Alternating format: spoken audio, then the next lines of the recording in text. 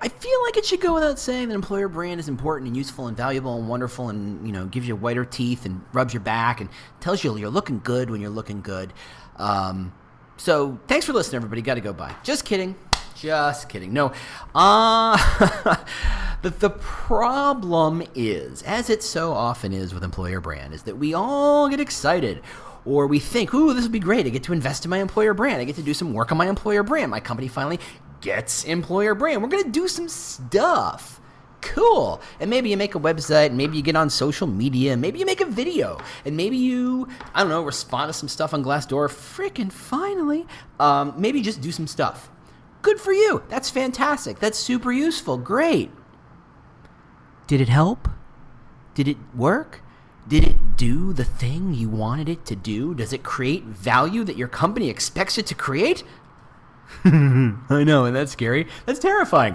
But that's what we're going to talk about today. Today, the question is ultimately, is your employer brand working? But really, ways to tell that it might not be. So, stick around. We'll be right back.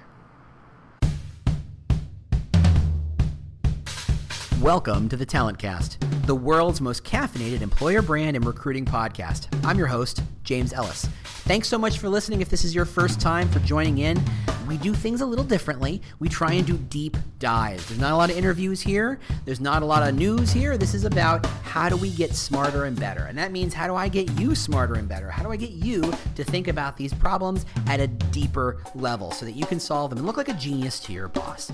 If this isn't the first time you've been here, thanks so much for returning. Feel free to share with your friends, your coworkers, your boss. I don't know. We really do appreciate that. All right, let's get into it. Hey, how you doing? James Ellis here. Further housekeeping, HireConf in New York later this month. RecruitCon in Nashville next month. And today is Monday, if you're in Chicago and you've got nothing to do, I think it's Wednesday, the 10th. That's all I know. It's on the 10th. Come find me. I'm going to be doing an event with Hired, and I'm going to talk about how employer brand teams evolve. And if you're not in Chicago, don't worry.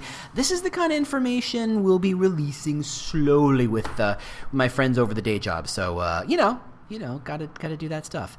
And one last thing, because it's important and because it seems to be working and because people seem to be responding to it, yes, I have this newsletter. No, it's the newsletter. It's not the newsletter you get saying, hey, there's a new podcast. It's a whole different thing. It's just headlines about employer brand and some, let's call it, interesting thinking around them. So you should definitely subscribe.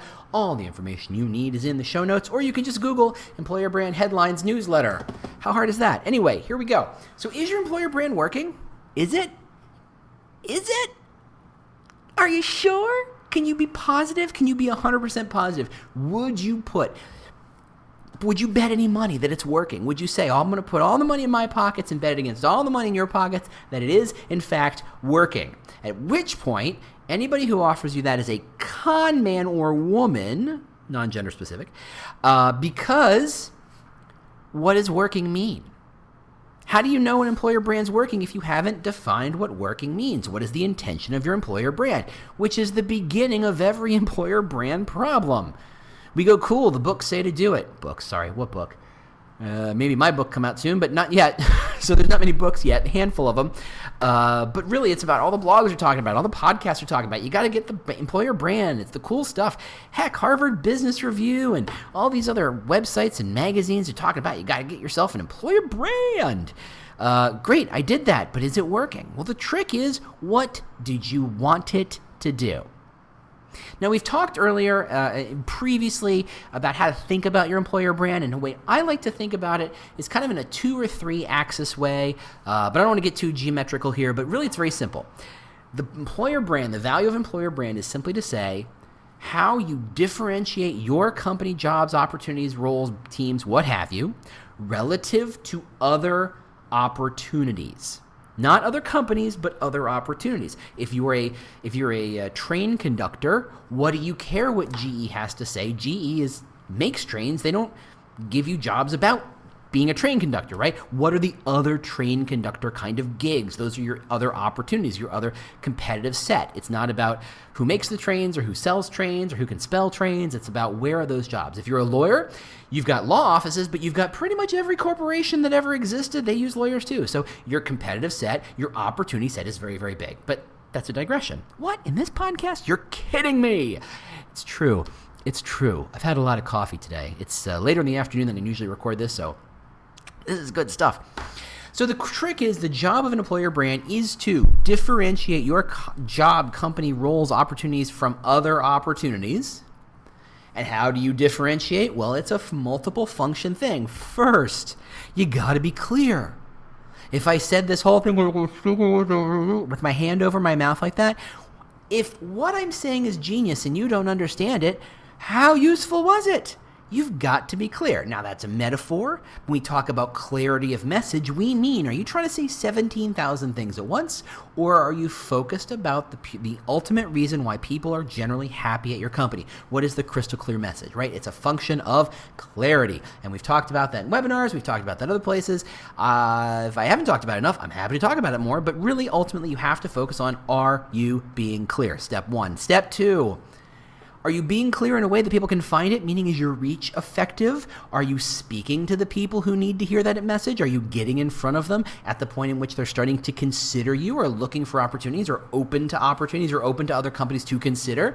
It's a lot of words that meant the same thing, and yet somehow none of them did. Interesting. English is an amazing language.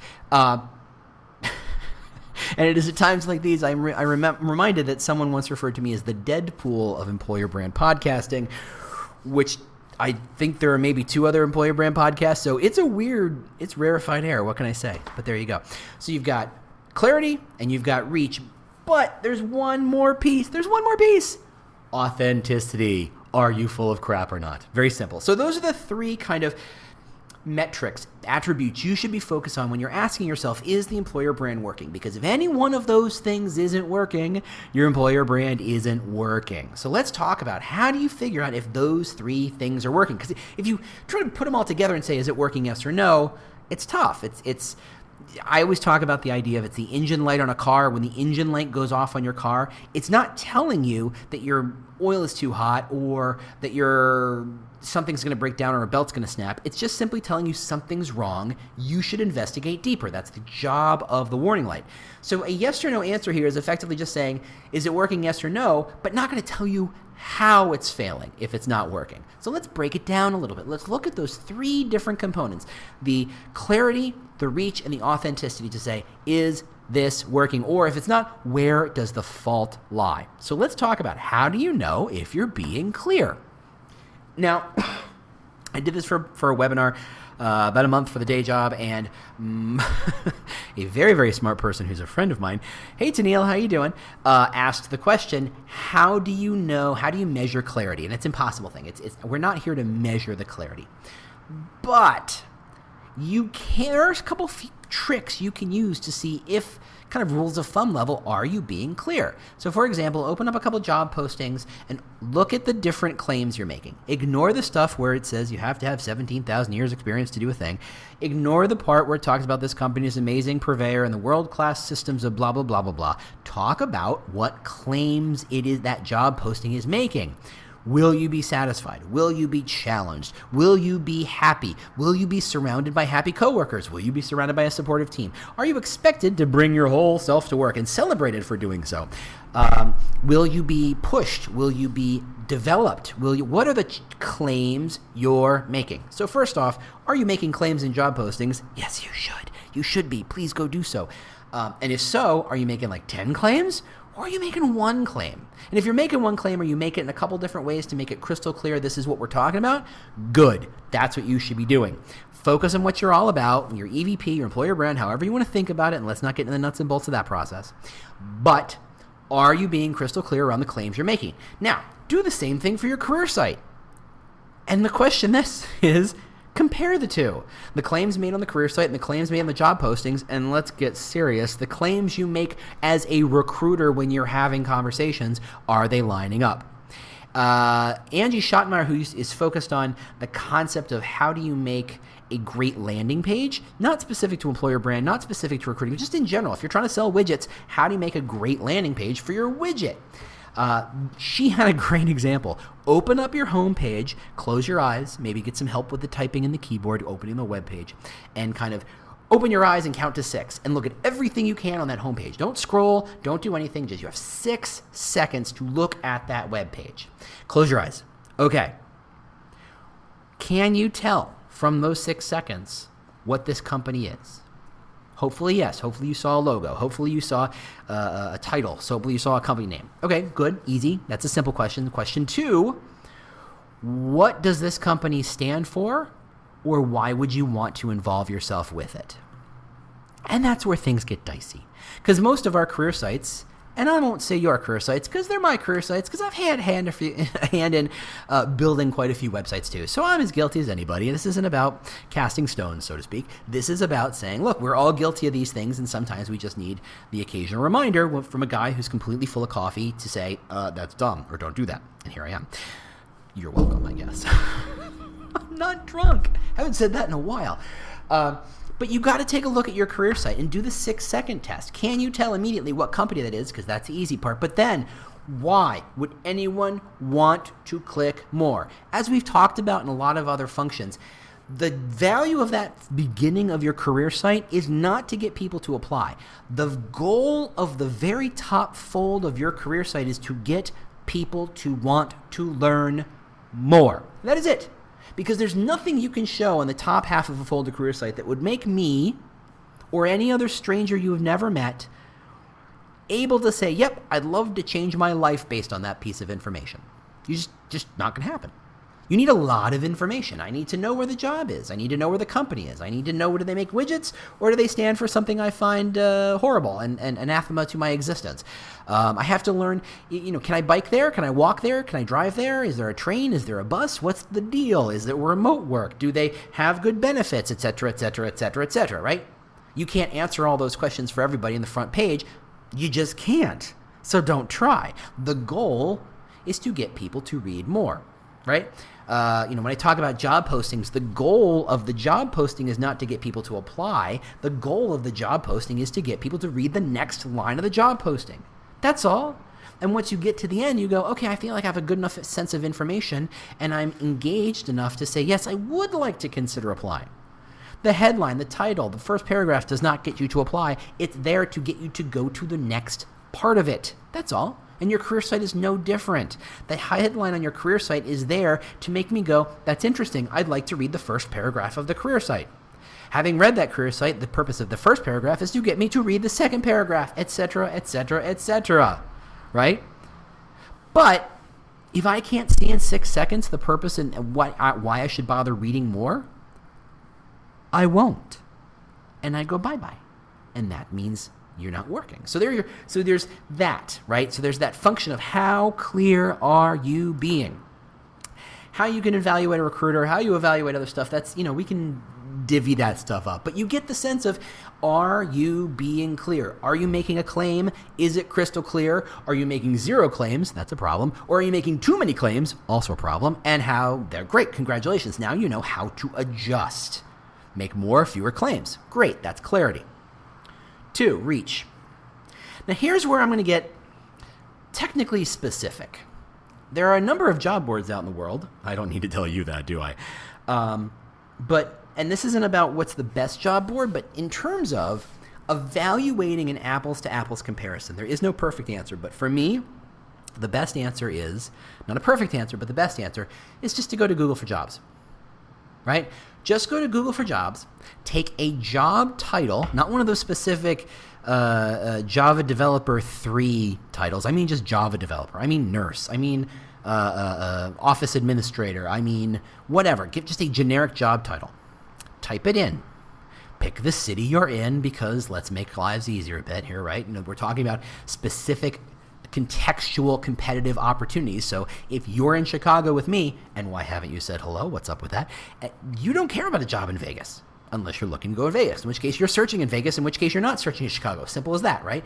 No one looks for a job everywhere in the world. That's ludicrous. That's insane. There's a handful of people who are even trying, and they're probably looking for something very, very, very, very specific otherwise. So search for the job title in your area. What we're looking for is reach, and one of the ways you evaluate reach is to see how well you rank here. not to say, and please put your angry keyboards away, this isn't to say that Google is the end-all be-all of all search information. It's pretty good, but it's biased, it's particular, it has its own way of doing things, and I embrace that. It's a bit of a black box, but I also understand that it's made by human beings, and their biases enter into it, all right? If you do the things Google wants you to do, like, for example, post your salaries, you will rank higher. That's just what Google wants you to do. It's got an agenda. It's driving it forward. This is how it drives you forward. This is how it encourages you to be more transparent. Your ability to be transparent in that regard is 100% up to you. Yes, you might see more applicants. You might see slightly better applicants because you're being more transparent, because your jobs are showing up higher relative in a Google search. But right now, Google's still not driving all the traffic. There's still a couple of job boards that are driving more traffic. I don't know how long that will stay, but that's a whole other conversation. Let's not get into the job board conversation. But you can use this as a kind of a litmus test to say, how well are your jobs performing relative to other jobs? That is to say, where are you ranking? And Google has all sorts of data on its standard search engine to say that if you're not on the first page of results, you might as well be dead. Andy Crestodina used to say, where's the best place to hide a dead body? On page 2 of the Google search results, because no one goes there. And that's mostly valid, right? That's 99 times out of 100, that's pretty valid. Now, job search, because it's kind of an infinite scroll bit, there is no second page per se, as far as I can remember. I just know it scrolls on for a long, long time. That said, the farther you expect people to scroll, the fewer people are going to be willing to scroll. They'll hit something they like and apply, and you will lose them. So it's important that you rank pretty well. And how do you rank pretty well? Well, by having good language, by being in places where people look for jobs, because that's where Google jobs are. That's what they're scraping. Being on job boards. It's not about promotion per se. I think that's a cheat in this regard. We're not focused on that. We're simply saying, are you reaching the audience you need to be reaching? Or does it turn out that you're looking, let's just use an electrician, right? Just for whatever reason. And you search for electrician, but your job titles are so convoluted and complicated, they don't even factor or even result in a search result, so you don't show up. Well, guess what? No one knows your titles like you know your titles, so no one's going to be searching on them. Therefore, you don't rank. You don't show up. You don't exist. You have a bit of a reach problem, right? See what I did there? Now, there are other factors that enter into reach, right? You can focus on things like how many people are following you on LinkedIn, how much traffic do you get to your career site, all that other stuff. But I think, to me, because you can't know how much traffic is occurring on another company's website, and there's a hedge there. We'll talk about that in a second, if I remember. But generally, this is a great way to see how are your jobs performing in kind of a lens that a candidate would look through. They would look for an electrician job. They would not look for an electrical engineer technician 3 night shift, right? No one looks for that. I mean, most people, they don't. That's your terminology, not theirs. Now, I will throw an asterisk. I told you I'd come back. I'll throw an asterisk here. There is a tool called Alexa. Hold on, I got to test. Okay, good. The robot butler did not hear me say that.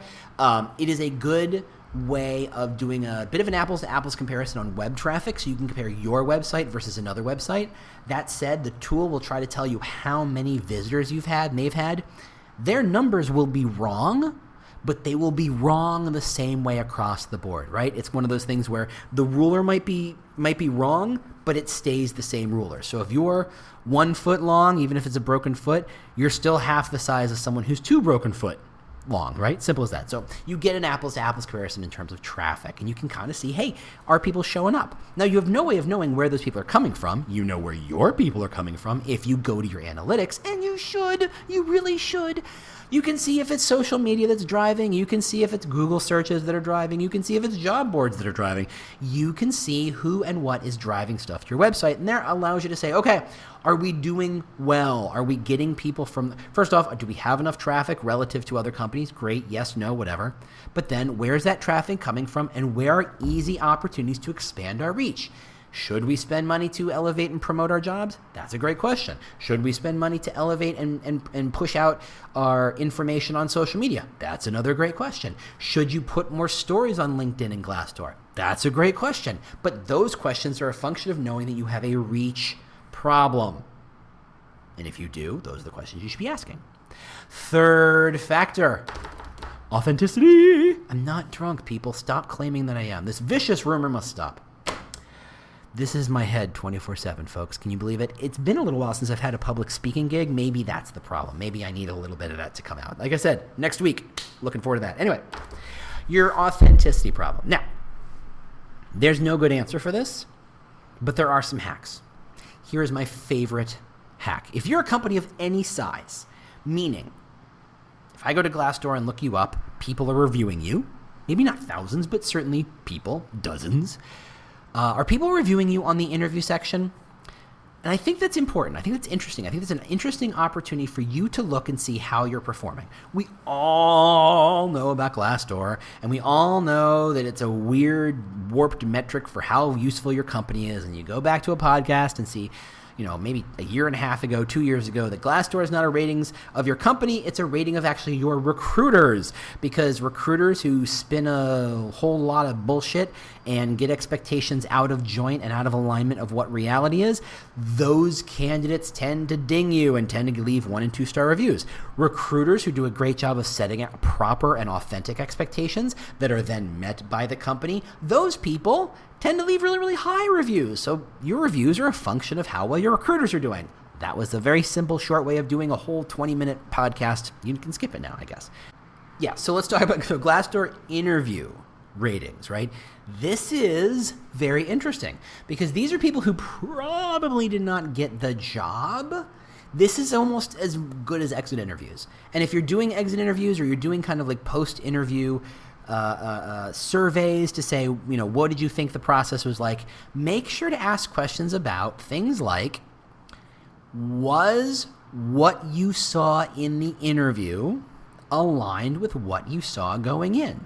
Meaning, if the career site and the job description talked about how you are a mission-driven company, and the person walks in for the interview, and everybody they talk to never seemed to mention the mission-driven part, they're going to ding you.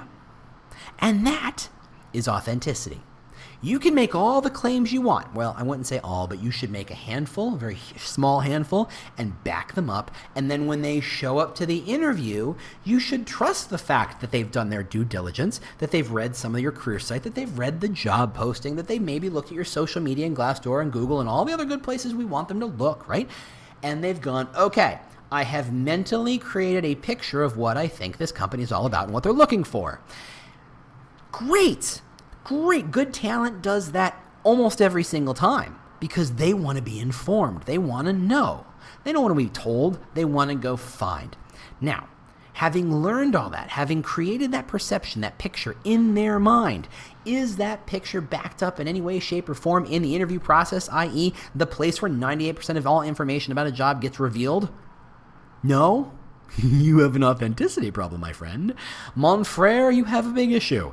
That is to say, if you make claims and you're not showing how those claims are true, everything you've said up until this point is suspect, and that candidate is far more likely to just walk the hell away. Simple as that. They got choices, they got places to be. They don't have to stand for your BS. They can just walk. Generally. At least the good ones can. Right? That's the trick. If you're going to make some claims, and again, you need to find ways to back it up. Now, there are a lot of different ways to do that. You can say, hey, someone in the interview loop is designated to mention the concept that we're a mission-driven company, if that's in fact what you're all about, if that's your claim. Then they should be armed with a story that says that's true. Now, in this day and age, given how insanely low the bar is, that's enough. That is all it takes to back up and bolster and validate and verify the claims you're making on the career site and the job postings. That's mostly enough. There are a handful of places that's not enough. You're hiring a CEO, you're going to need more than one story. Most other people, just the indication that, yes, we know we made that claim. Yes, we actually believe that claim. Yes, I have a story that proves that we actually believe that claim. Good. Check. Next question. Right? That's all you got to do. And by going into your Glassdoor interview ratings, you're going to see people say things like, look, they made all sorts of claims and then they didn't back it up. Or the company I walked in and talked to didn't sound at all like the company on their website or the company I talked to from the recruiter. Anything that smacks of broken and misaligned expectations in the interview offer stage is a big, hairy red flag. Ew, that's disgusting. A hairy red flag? Just don't picture it too much. Just don't do that. Is a big, obvious red flag that you have an authenticity problem.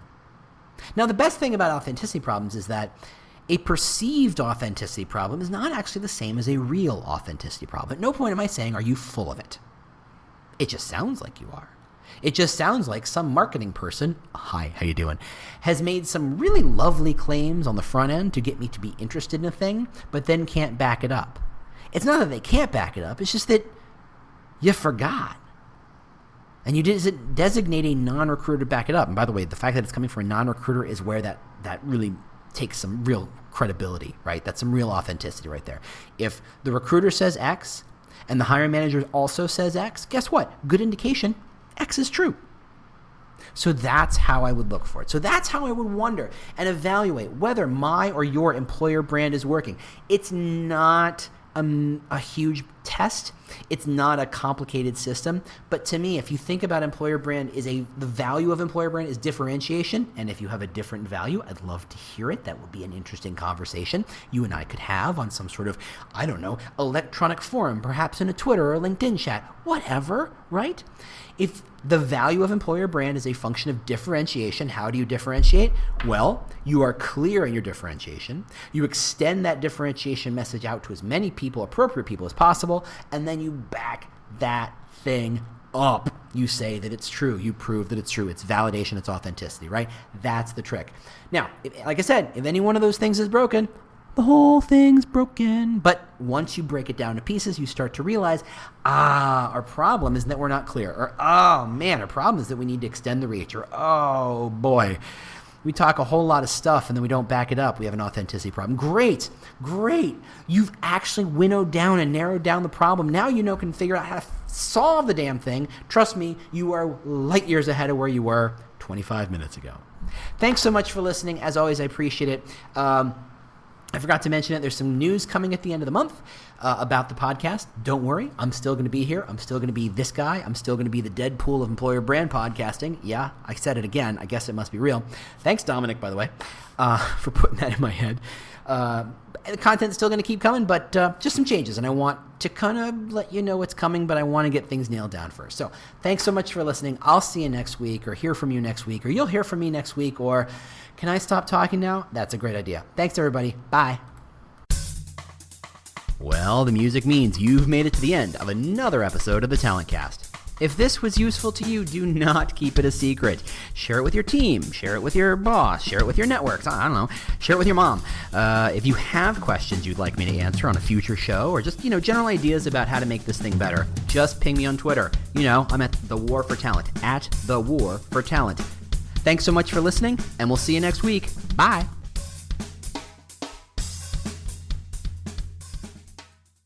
Do you love news about LinkedIn, Indeed, Google, and just about every other recruitment tech company out there? Hell yeah. I'm Chad. I'm Cheese. We're the Chad and Cheese Podcast. All the latest recruiting news and insights are on our show. Dripping in snark and attitude. Subscribe today wherever you listen to your podcasts. We out.